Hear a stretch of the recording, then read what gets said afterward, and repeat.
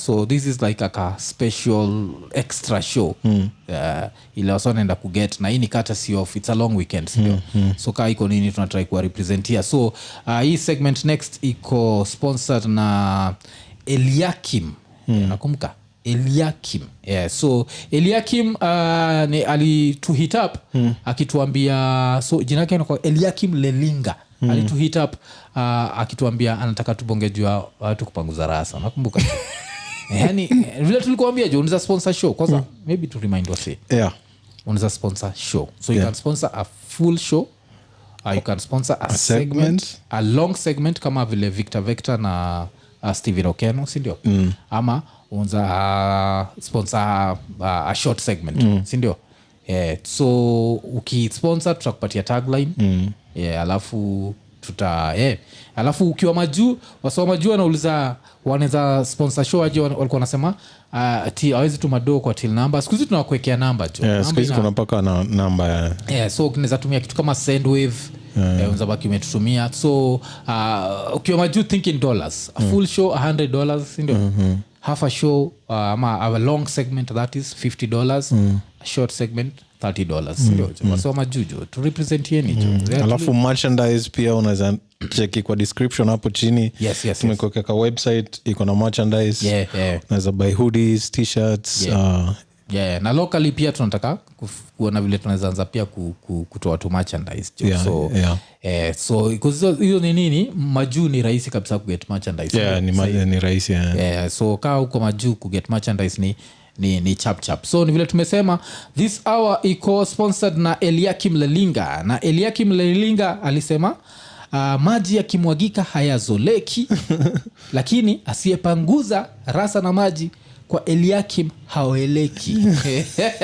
umse yuko Minneapolis na natuambia tubongejwa kupanguza rasa huko aliona nini huko uliona nini jo Minneapolis alafu kitu interesting ni yeye mwenyewe ana insist sana fa kupanguza rasa na maji but yuko Minneapolis do you know which other African community imejaa Minneapolis Somalis so inaka amelearn something from the Somalis because sifikirigi Eliakim siko baya lakini mama sasa inakala kaleso kale wanakuwa kana shughuli yako na kutafuta maji wanatumia nini majani leaves tu matawi ya miti sasa nataka kusema Eliakim alitoka from matawi to maji straight au ile Minneapolis unless ameishi na Waswahili kwa sababu Uswahilini na kutoka kitambo TZ ilikuwa mnaingia kwa choo na mkebe ya maji so unless anaweza kuwa ameishi na Waswahili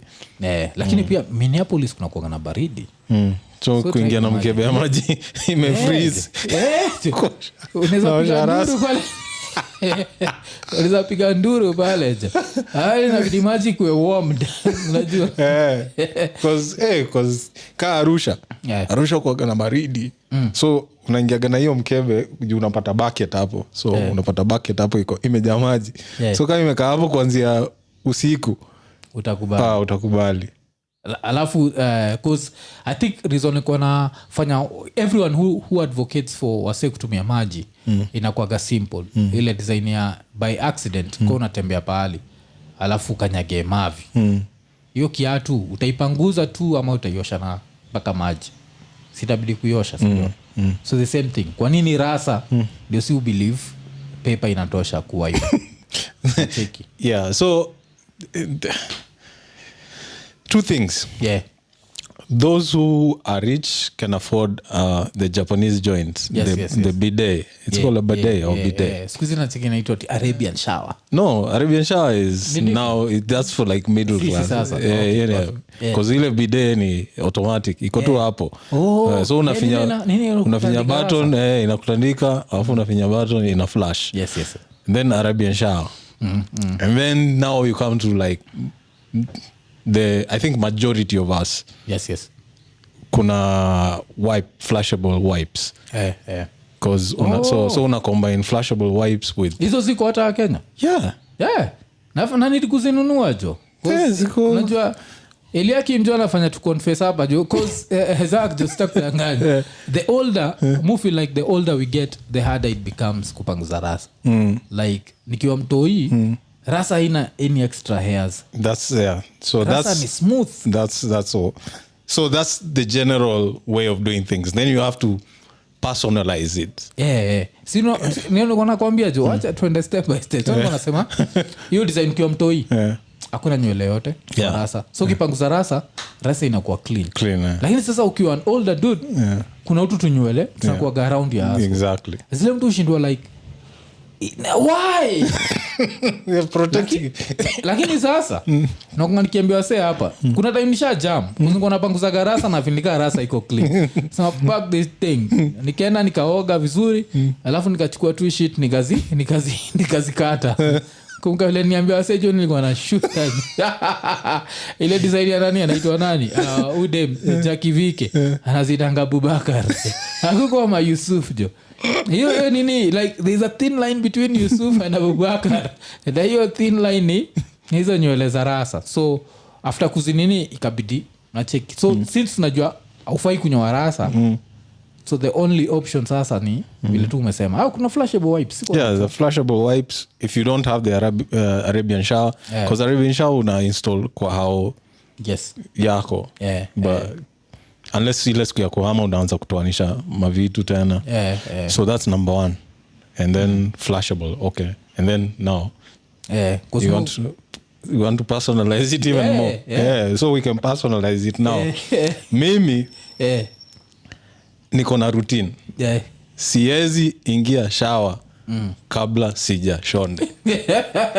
So ni hiyo tu shonde alafu so ukiamka asubuhi kao ni msao kwenda job asubuhi zile ngware ukiamka asubuhi zinafuatana hivyo ni kubrush meno shonde alafu ndio shower. Usifanye it's not the other way around. So lakini yenyewe like I can count the number of times nilienda kwa choo job. Yes. Tukiwagalana nilienda twice and that's because I think I ate something and then tukiwa hii side ingine I think nilienda once because I was there for a very short time. Otherwise hizi times zingine zote mimi humaliza na biashara zote za chooni asubuhi. Hata kama eat something, drink water or whatever, force it out before you take that shower. Because ukishachukua shower alafu uende tena ushonde you will have to go back to the shower if you don't have the flushables because hizo pia kuzipata wagasi eti ni rahisi. Okay. So ile time umezipata maybe ubuy mob ama especially kwa hiyo time ya COVID wasi walikuwa wanabuy two wipes. You didn't know what you're buying. So ulikuwa unapata zote zimeisha kwa shelf hata zile flash hizo hazina any bacteria killing whatever. So I don't know why people are buying those for their hands. Hizo tu ni za kupunguza rasa tu. Hizo ndio tunafaa. So may think like any grown man hata Bahati tutamweka anafaa kutumia hizo flushable wipes even if your wife carries it to there. Kwa tuna hizo cause the hair around your asshole will always be an issue. So kawa ni mtu kukunya kwa ofisi mimi ushinda mimi wase wengi so kunya kwa ofisi unapanguzaje rasa hiyo siwezangi. Zach wewe hata umefikiria faa kuna hata nini kuna mse comedian wa stand up collective alibonga juu story na ni kitu we all think about. Ukienda kwa chosi yako hakuna kitu mtu uogopa kama vile shonde ikianguka kale kama maji kanaruka. Unajua kwa maji sasa mimi upate ati ofisi alafu ofisi kwanza ikaa yetu sio ni my youth so my youth inamaanisha watu wako sexually active. Unajua nini kitu kama unapata hizi places mostly hazina maji ya kutosha so kunaweza kuwa kuna mkojo hapo si ndio? Unajua nini uishi kwa mkojo comfortably nini ya syphilis hiyo uishi hapo. Sasa unapata kale wewe umeenda kushonde kale kama maji ya kwa rasa umepata syphilis umeenda kuchizi. Sasa hii ndio kitu mimi happen because hizo mara 3 na kushoniliendaga kwa hizi public nini za ofisi. Kama kungekuwa na kamera ningefutwa job kwa ajili ya choo, ama ningewekewa bili ya toilet paper kwa nini yangu. Kwa sababu ukiingia hapo kwanza una make sure hakuna maji inaonekana. Yes. So you take toilet paper, unaiweka hapo, inafunika hiyo maji. That's number 1. Alafu number 2, hiyo nini ya kukalia, unaijaza pia na toilet paper. Kwa sababu kuna kitu waga kalio kiti na iko warm, hakuna unaweza kuwa depressed. So unaweza tumia bill nyingine ya toilet paper. So just choza ni kukojoa tu. Zinafaa kukojoa. Kwa sababu upate place kuna urinal, inakuna nice kabisa. Kwa zile I think NMG ilikuwa na urinals. Niliwaka NMG miaka kangapi? I think niliwaka huko 2 years. Hiyo 2 years the only thing nilifanya hapo ni kunyora. Ufiti si kwa hienda hapo na liquid ass. A liquid ass inaweza kutenda. Uende pale juu alafu umekazwa na kuhara. Ngoja sasa shida ya muharo ni haitakagi kujua.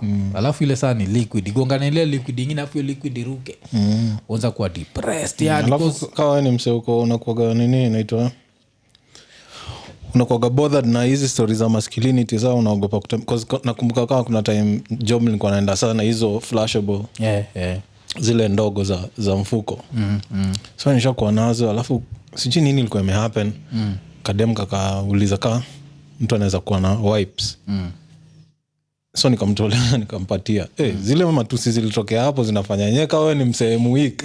Hautawaitembea tena na hizo vitu. Kwani wewe ni dem? Nani alikutolea hizo? The same bitch who asked me for the shit. Karibu nimwambie wewe si unirudishie hizo. Like what the fuck? What the fuck are you talking about? Alafu unajua kwa madem it's a whole different equation. Sasa kwa madem akienda like a public place, there's the whole open system. Sasa vile nimesema mi hakuna kitu na kuna documentary ya nani ya Rafael Tuju, I think tulishai mention hapa once. Ushawachi hiyo documentary yake ya venereal diseases? Piga tu story and hiyo story nikasema anaweza fanya abstain. Me the fact that after kuona hiyo documentary bado nilienda na nikafanya ngono sijui hizo ngono wa some other level cause hiyo kitu jo ni depressing. Alafu sasa vile niko na sema juu ya syphilis. Syphilis unachikio mse moja kwa ofisi niko na syphilis akama kojoe. Alafu mtu anaenda akaya hapo, alafu kwanza ka dem anze kukojoa hapo, alafu just a little bit ya hiyo whatever iruke kwake ataishika.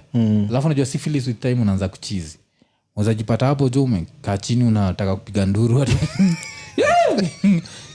kumbe hata maybe hata ira ya TikTok kwenda ikipiga nduru unajua. Kuna raya fulani inaweza kuwa syphilis. Inafaa kuwa ichekiwe kai na syphilis. Kwa syphilis fanya ngona vitu za ujinga guys. Unajipata kwa pahali ndio namsema ikipiga nduru mbele ya makarao. Makarao zikamwangalia, makarao zinamwangalia like. Na ulichekile alikuwa na chill nao. Alipata na makarao wengine kwa na sense of humor kabisa. Paka kwa kijana piga nduru, sijali hata piga nduru. Alafu kwake ni natural. Alikuwa anapiga nduru hapo tu. So vile tumetoka from kupanguza rasa to syphilis ana sijui but so vile tumesema hii segment umsejo ali sponsor like a full show tubonge jua kupanguza. Hatuwezi bonga hawana jua kupanguza rasa bure. Lazima tubonge jua stories zingine.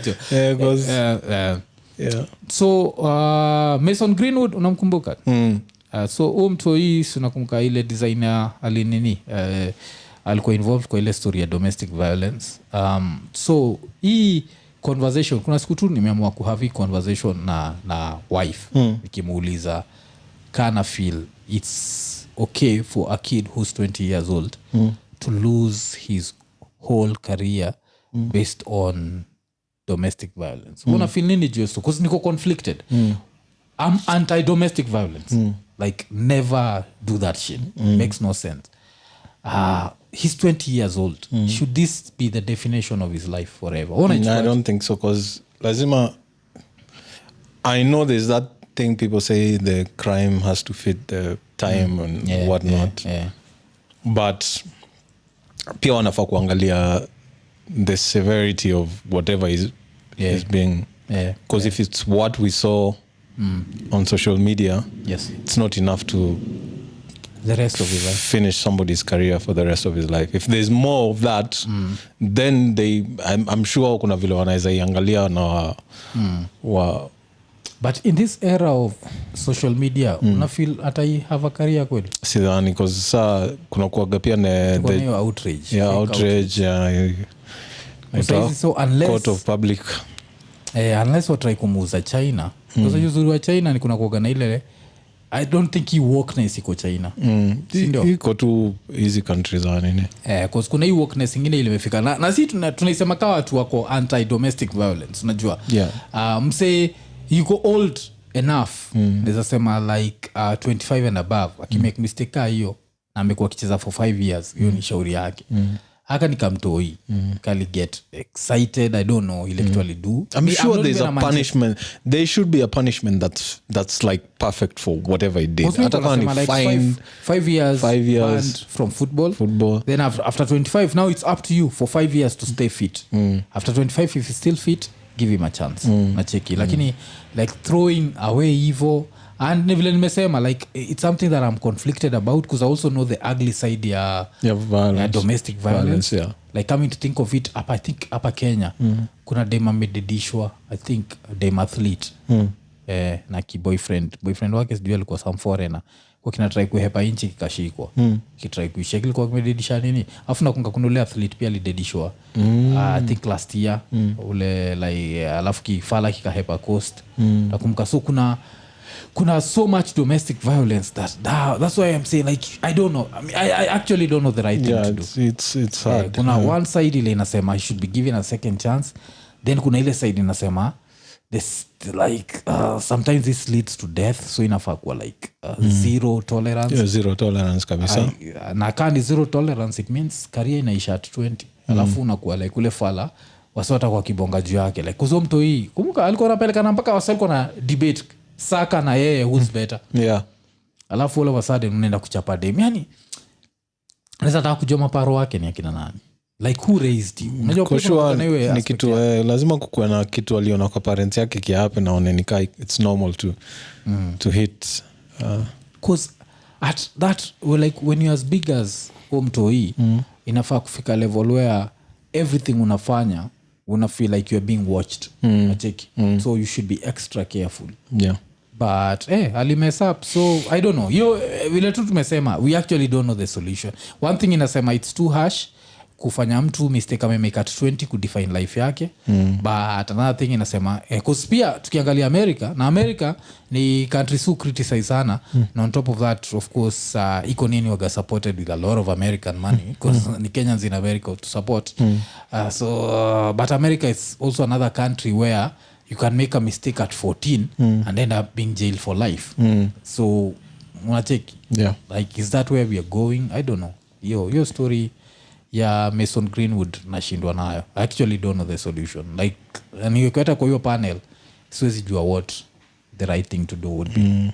Cause dem mwenyewe ulizwe if monetary compensation is like ambwe Mason Greenwood ambwe la now for the next whatever 75% of your salary goes to the woman. Haezi gonga dem tena life yake. Haezi kwa hivyo cause hata nini hata imenikumbusha kuna kitu imetokea ni states ama ni wapi. I think ni states. One of the states za America wamepitisha law that msee akigonga ukigongana like an accident ile when you make mostly you are drunk driving or reckless driving and you end up killing the parents or like any dependents wake utakuwa ukiwa support mpaka wakuwe able to support themselves. Wow. Like watoi whatever it becomes your responsibility. Which I feel like it's kama ni wewe mwenyewe like drunk driving what itafanya wasianze kufikiria tu so bado unaenda jela lakini ukisha serve sentence yako kitoka nje unaanza kuwalipa like every month utakuwa ukipatiana do yako. Na ikanikumbusha Atlanta ile episode ya slavery. Hiyo episode ilikuwa kali sana tu. So hii ni kwa wase usema katu recommend vitu za kuwatch, si ndio? So kama uja watch Atlanta end watch Atlanta. Start from season 1. Season 1 started crazy. Season 1 ndio ilianza kana ule fala alikuwa nakatia Charlie akifikiria ni dem. anabongesha kade mama nakumbuka like that's my girl. Ilikuwa season 1 na season 1 ikaanza kwa parking lot msiaki akijia hapo ndio lakini ile episode ilikuwa yule that's my girl ilikuwa season 1 nakumbuka ile kichali kimevaa ka dem you like hey ini jera bonga no chali like hey girl how you been you like yeah I've been okay afu ni yengine that's a dude man nakumbuka hiyo si meo akishikwa kaenda jela ilikuwa kali sana so coach hiyo Atlanta ndio Atlanta so Atlanta kwa hii season kuna episode fulani where a fictional character ends up suing Tesla sindio cause like kuna msali invest in Tesla na msays familia yake iko ina own slaves so kaseka nenda up na do ala sasa ma blacks wanaanza kuhanda ma whites like hey familia yako iko ina own familia yangu nani odo msali end up mzee analipa kutoka cheki yake kuna portion kanaenda limit reparation so with that in mind tuna feel like kunafaa kuwa na hiyo design ile like we took a drunk driving there have to be consequences but still tukistick na doing dumb shit ile time umbe blow up kuna kafala fulani pia kanaitwa Kelvin Joseph. Hizi story kwa tunafaa kwa tushabonga mbeleni so sijui ka story yake imekuwa resolved so Kelvin Joseph alikuwa drafted NFL last year alafu kamseka kamua kuhang out na mabeste zake alafu akihang out na mabeste zake yes wako tu kwa ndani hivi moja mabeste zake akatoa gun na akashoot nje aka grievously body harm kwa someone he was in that car uko kwa NFL. What the fuck are you doing? Nacheki like at some point lazima lose mabeste wako. I feel like US is one country where you should lose your friends because Kenyan friends can get you in trouble lakini enough trouble like wanyama kikam Kenya you worried you are a shootout from gari yake unaona like kuna zile vitu US as soon as we blow up inakuwa like hey najua tulikuwa mabeste lakini jo buda acha I'm not hanging out.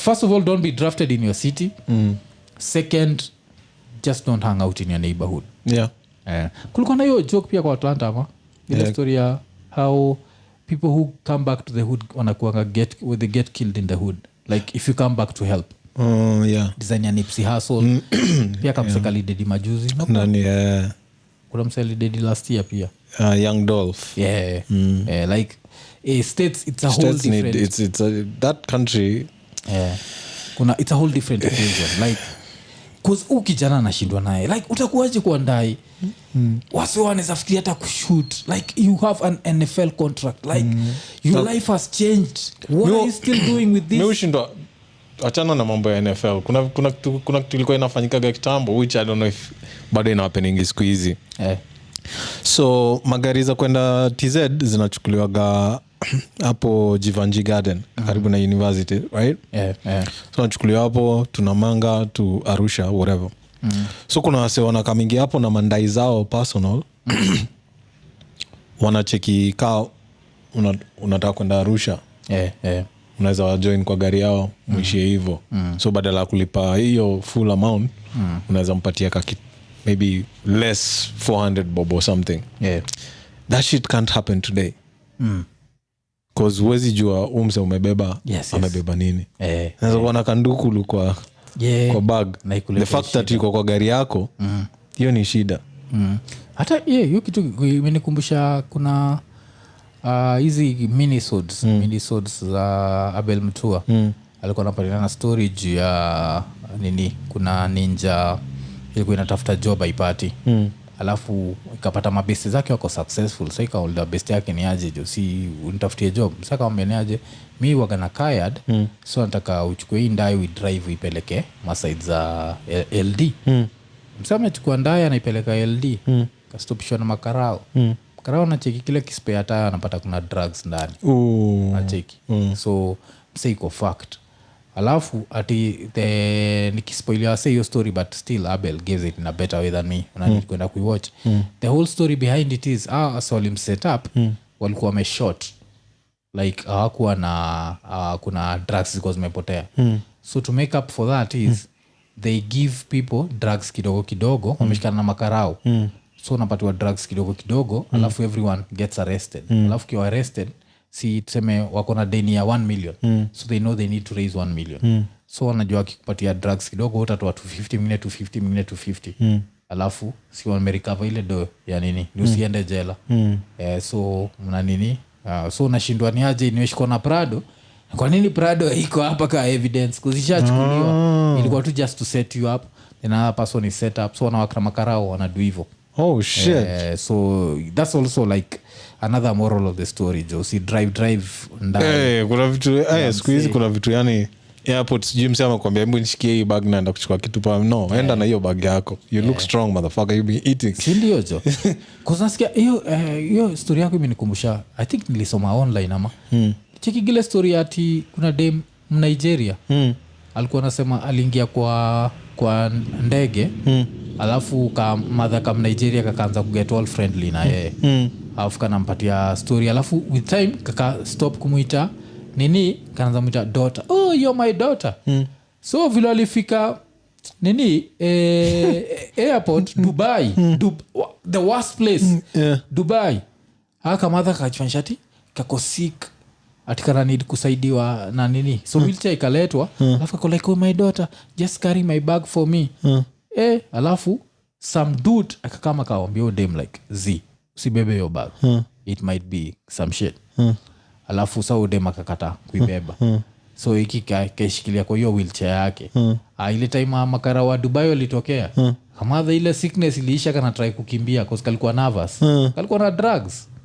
Kalikuwa arrested. We Dubai country ukishikwa na drug huko hivyo.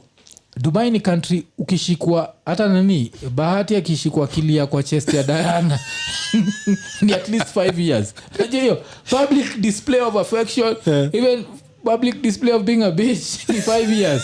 Like any as a man you are not supposed to touch a woman, in public.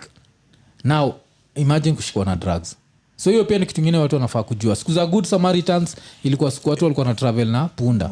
Usikue good Saizi usisaidie mtu yoyote. You know how you came here, you know how you carried your bags here. Do the same thing. Usi hata exchange hata vitu kama hata headphones. Waseka mimi wale napenda headphones. Tuko like inakuwa headphones imejazwa kokaina. Shindo kwa nini hii bass nasikia ina distort. Kumbe ni heroin. Like kuwa paranoid, just be paranoid. Just be paranoid. I think that will save your life. Just be a bitch in other words. Don't be friendly. Kama mimi kitu moja guaranteed kama the fulani kama Nigeria tukae naye chini kwa kiti. Sasa kunajua kitu moja ilikosagi. Headphones. Mimi nikiingia ni headphones zangu. Noise cancellation bitch. I don't know, sitaki kuongea naye. Me the only person ongea naye ni familia ama watu najua. Mtu najua huyu icon some bullshit. Lakini ati tumepatana randomly. We've met each other, let's be friends. This is a 15-hour trip. No. Kwanza place ka China. Place tutaenda kunyongwa. Hapo alafu let's be friends.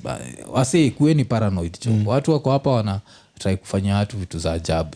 Kama adha kali try your shit jo. Lakini yako ndio kalishika. Alafu kakishikwa kama my daughter. So wale makarestiwa, sasa watu wakamtetea wakasema juani wamemeet nini. Alafu iko like no she's my daughter. Kauliza okay sawa. Jina yake ni alafu alikuwa udem alikuwa mpatia nickname.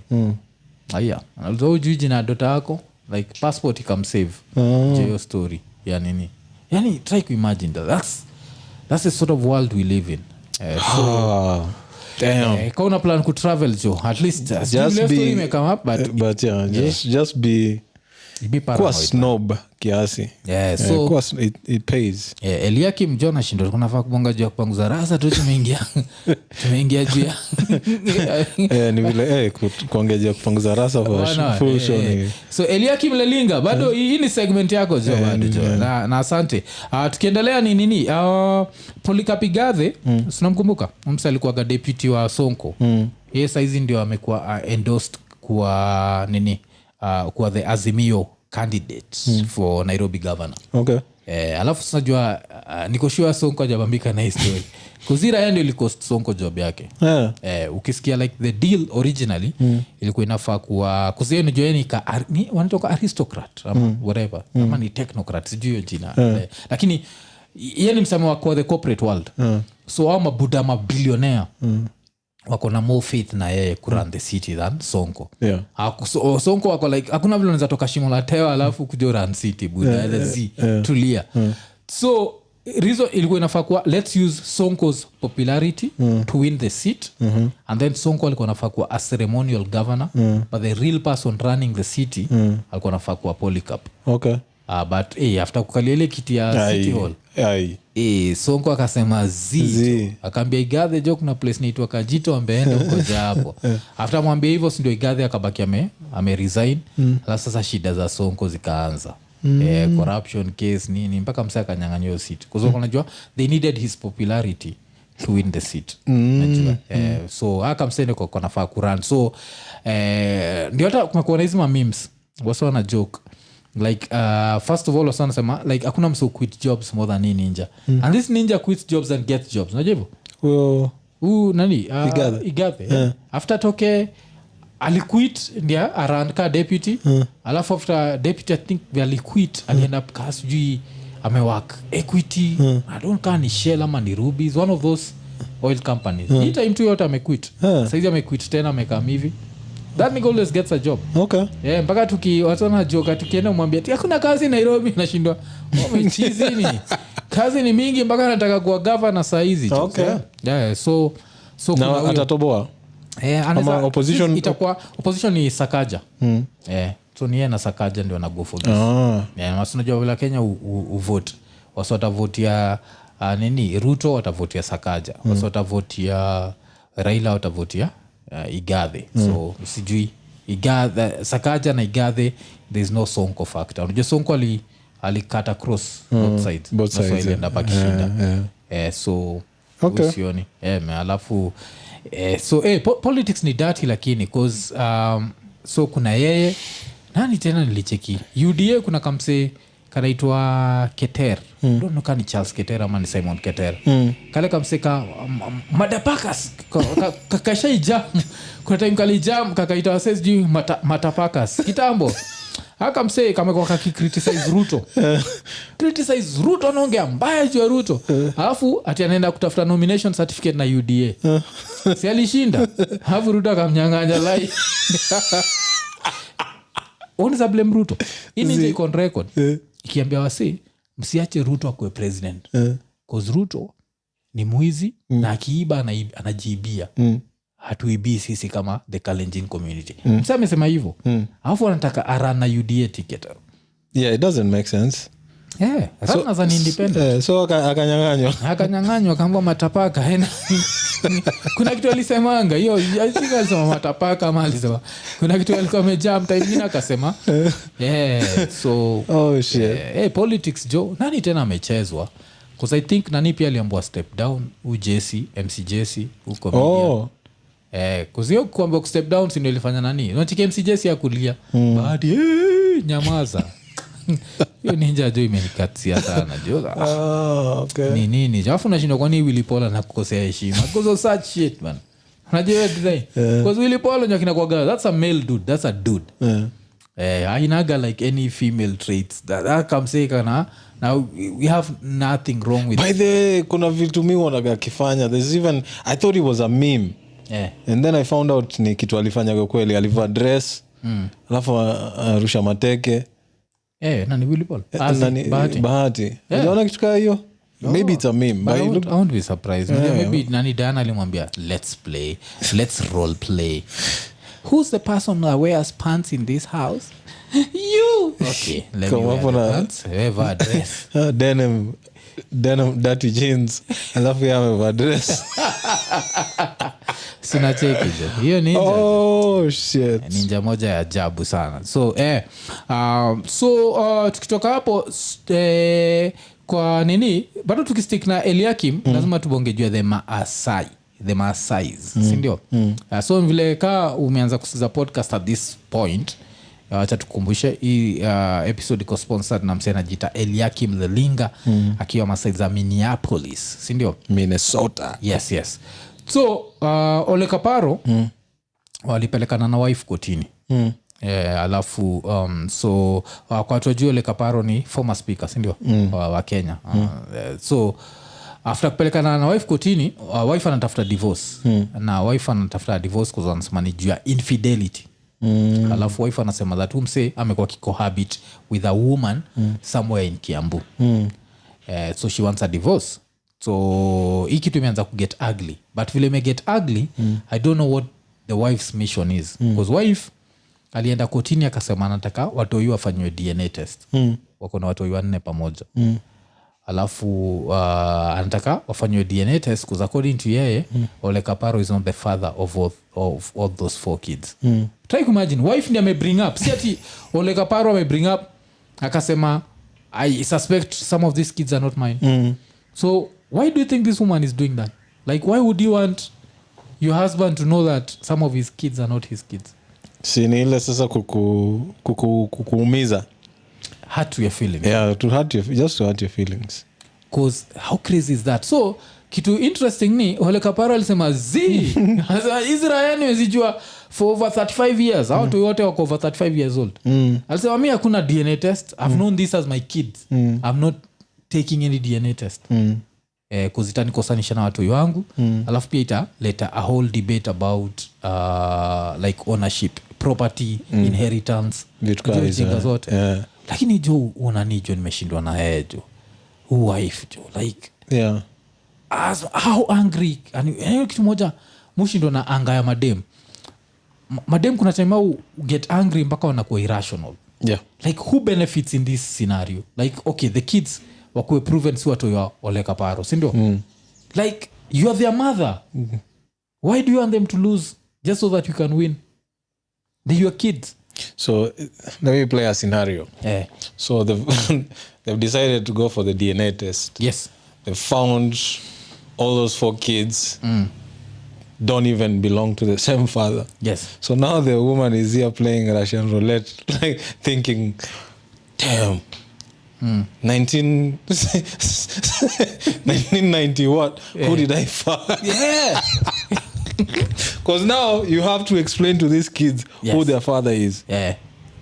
She's losing. She's the one losing.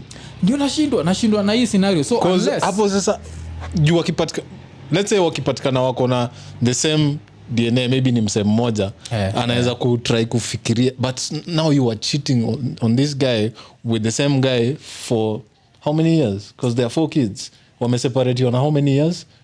Ana sijui. That's some bitch. Shut up. Tuliendaga naye Primo. Alafu tukapata na Seiko Starehe. So one of those kids tulikuwa naye tulikuwa naye hii place inaitwa nini? St. Patrick's Hill. Primo. Alafu tukapata na Starch baadaye. So these are grown men. Like, I'm sure they have their own kids and what. So I don't know. So unless, because she has to go back to like a memory bank of I don't know how many years. Unless the elite, maybe the elite pia wagana spia. Maybe the elite wagana spia. Alipata spia kwa nyumba.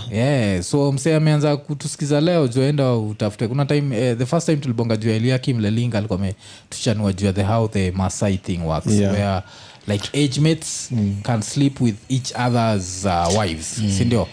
So maybe kuna wasociety spia runda, I don't know, because Ole Kaparo has always been rich. Yes, Ole Kaparo na Ntimama ni same age group. Na maybe Ntimama alikama kekelea kaspia hapo. So lakini still watu wa Ntimama atambua ni aje lipeni watu, there's no win. There's no winning in that scenario. But let me just play devil's advocate. Ole Kaparo amekataa kuchukua DNA test. Ouma bado anataka kuchukua DNA test ya watoi. Na ya mzee. Go back to our previous episodes, utaona Mwalimu Afrika alikuwa na kupatia njia zile unazoweza kutumia kupata DNA test.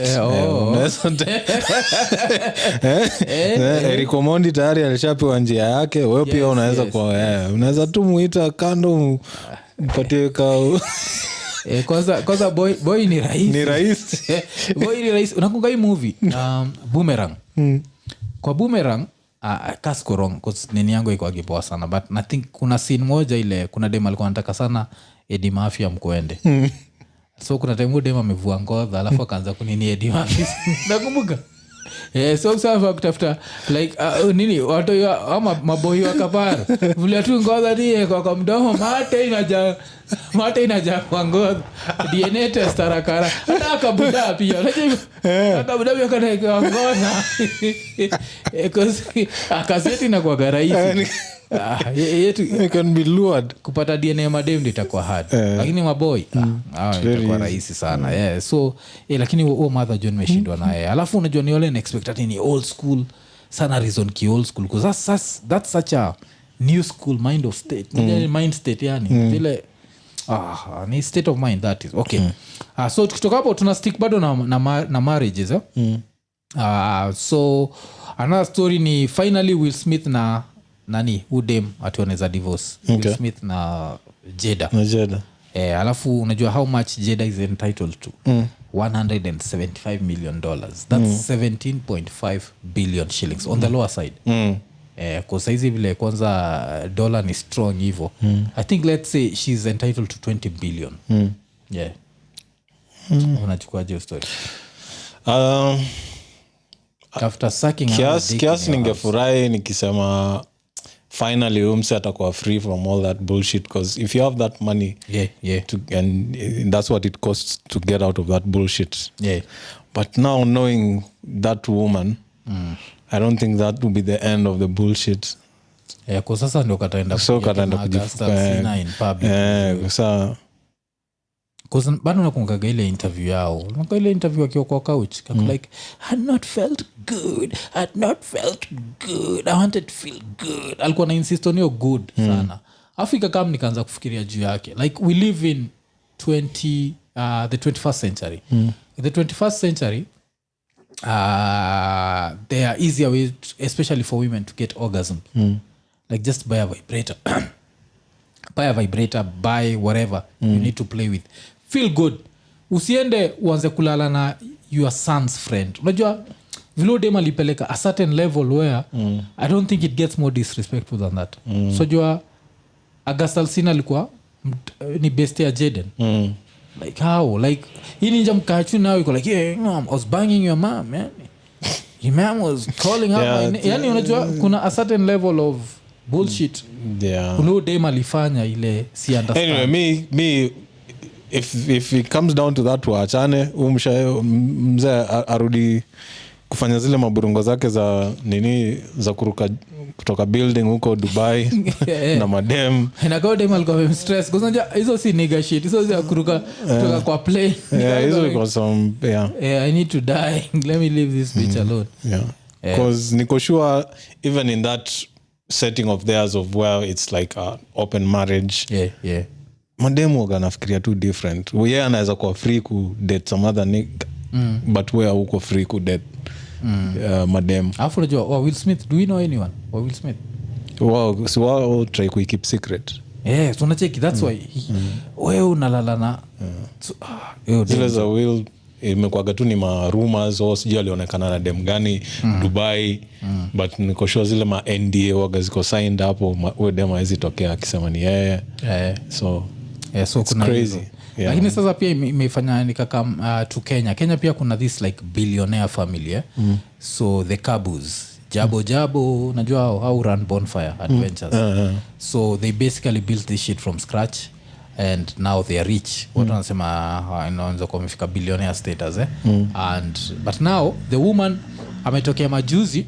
akidu interview akiteta vile washarudiana but sana now I still want us to talk about it that at some point she came out and she was complaining that this dude is playing her so she's been pretending that she's in a happy relationship but she's not these people didn't have money right now they are basically hata kasi billionaires they are dollar millionaires me I feel like at some point najua nishaitaja but at some point your happiness money has to make you happy at some point yani haifai kuwa someone just sleeping with you alone like aka come say Unajua lazima mshindo akamseka jabo kalikuwa tu kafala tu like mseka mimi tunakuwa kama mabeste na yeye kwa Facebook unacheki na niko sure tukikuwa mabeste na yeye na Facebook hakuwa this rich nigga he is I think I need to try and hit this nigga won't even reply my shit you know, like cause he's rich now I'm sure ata akigo through friends wake apate mwafrika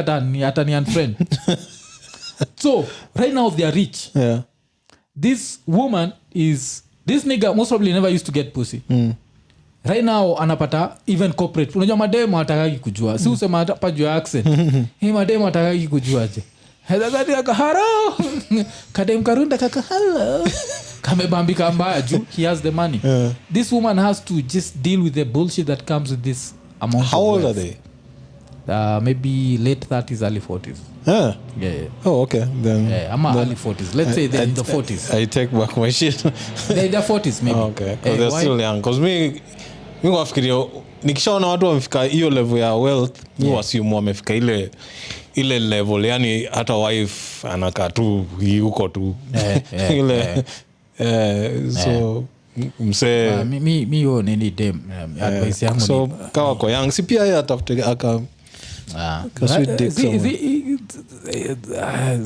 dick tafuta tu dildo tafuta dildo so anafaa tu kudisrespect Simon Kabu ngale time ko tunabonga juu ya ati vile nini vile lesbian unua dildos bigi can me wewe dem anafaa tu kwenda achukue ingine bigi ya black ile raha kitoka huko nje inashtukia ikiingia kwa mlango inapata pull out waje ile hata uwezi rudi hapo kwa like hey umeamua kwa like ukishinda ukienda huko nje kirudi hapo unajionea baba yako so there is that money should make you happy me feel like cheating dema kicheat on mimi si ndio it's a deal breaker si ndio it's a deal breaker because we are not wealthy mashiki ingekuwa ati na date time ka Rihanna cheat on it's not a deal breaker as like whatever makes you happy as long as naangalia bank account unaona iko sawa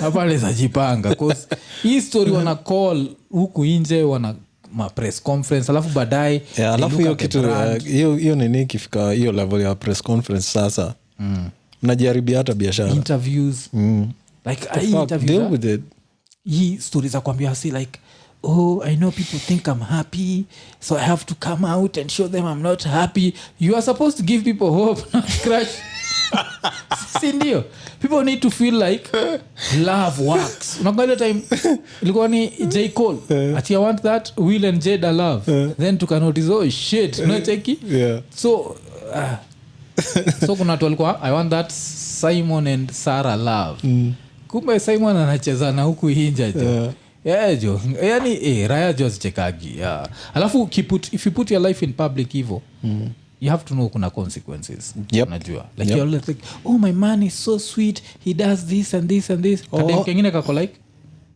the same I want that cause all this even hii ninja karibu ichapea poko si pia ilikuwa inakatiana huku nje DJ Mo like that's just part of the whole shit like life. With all this fame and all this comes random stray pussy so now you have to think about yourself like dem anafaa kufikiria hii dude ni $1 millionaire how much pussy has been thrown at this nigga let's say there are 10,000 pussies zimekuwa thrown if 3 hit the nigga you can't duck everything he ducked 9,999 ngakagongwana wote kwa like shit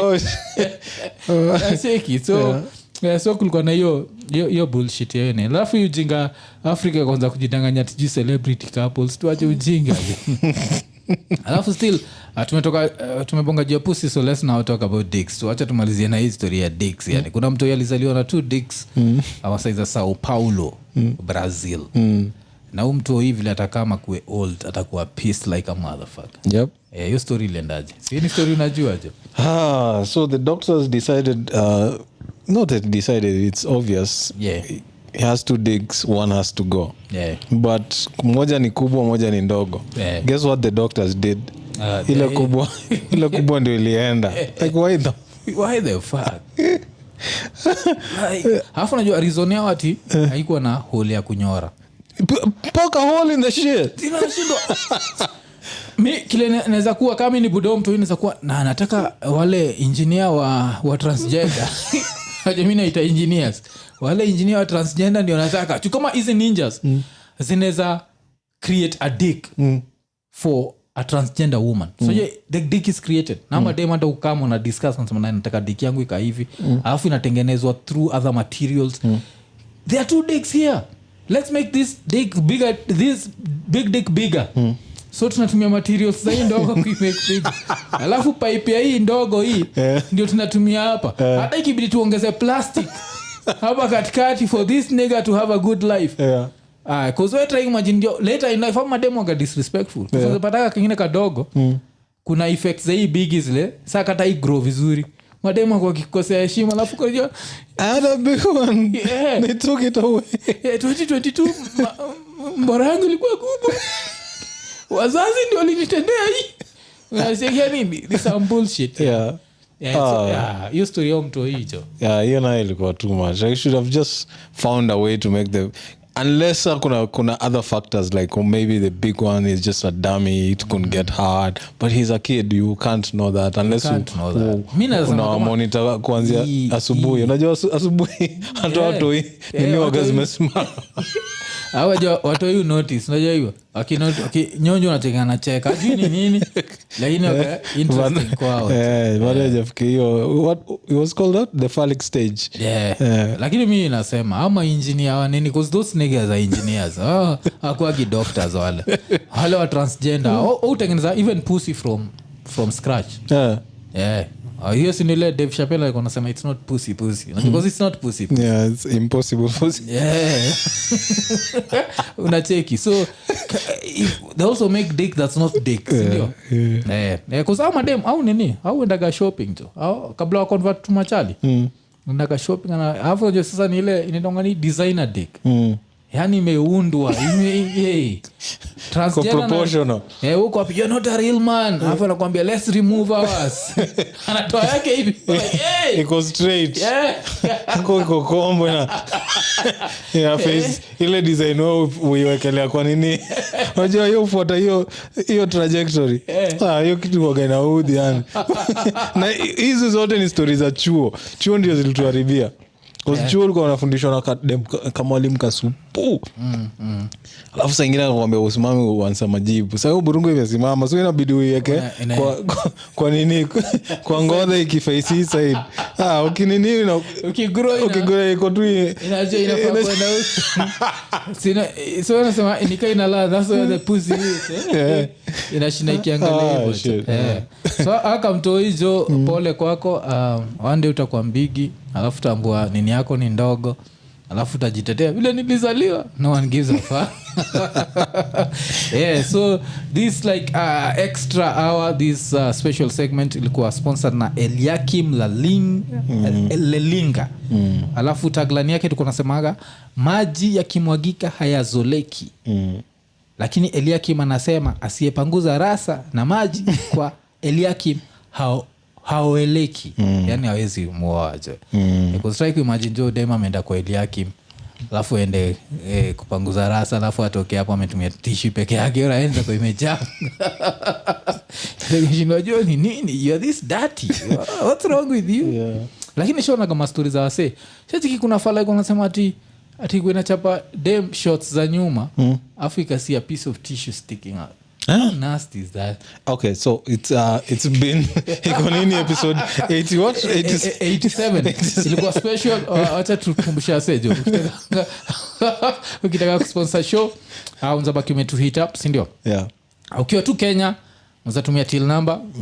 Kwa huko majuu, kina Sendwave hizo whatever zote unabaki umetumia hizo majina na cheki tuna cheki. So imekuwa ni episode 87. So tunaenda kwa 88. Time ina move nikienjoy Zack jo 77 ati show ya Dabo. Kuna show ya Dabo ingine inakuja episode 88. So hii imekuwa ni episode 87 tukimalizia tukisema Iko Nini.